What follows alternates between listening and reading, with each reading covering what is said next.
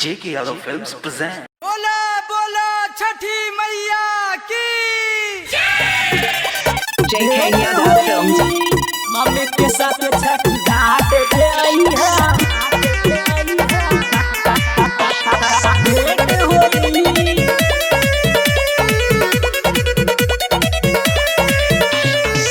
उठी के भोरे भोरे कर तैयारी सुना हमसे ना तनी को लेट होई, हमसे ना तनी को लेट होई।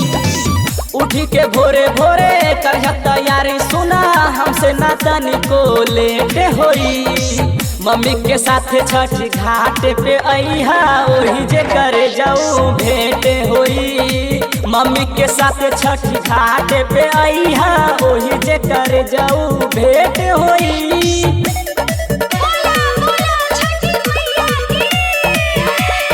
भेंट होई मम्मी के साथ JK छठ घाट Films. पे अइहा। महिमा महान छठ माई के बाद ऐसे पूजत सभे आई के बाद प्यार के बात सभे उनका से कही है। हमने के अरज पुराई के जा, हमने के अरज पुराई के जा।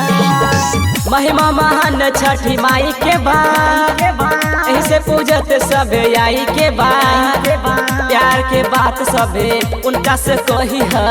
हमने के अरज पुराई के जा। लागेला भीड़ बड़ी खुलता कदीर सुना तबे नुमा माला सेट होई। मम्मी के साथ छठी घाट पे अइहा ओही जे करे जाऊ भेंट होई। मम्मी के साथ छठी घाट पे अइहा ओही जे करे जाऊ भेंट होई। भेंट होई मम्मी के साथ छठी घाट पे अइहा।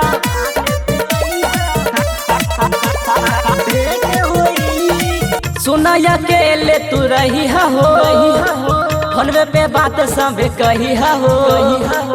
अंकित विशाल बारे पीछा हो गईले केहू से कुछ मत बताई हो, केहू से कुछ मत बताई हो। सुना अकेले तू रही हो फोनवे पे बात सब कही हो।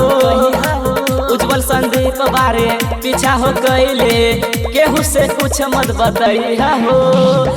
रंगीला टाइगर पे तू करी नया सुना ओही जे कुल मार्केट होई। मम्मी के साथ छठी घाट पे अइहा ओही जे करे जाऊ भेंट होई। मम्मी के साथ छठी घाट पे अइहा ओही जे करे जाऊ भेंट होई। JK Yadav Films.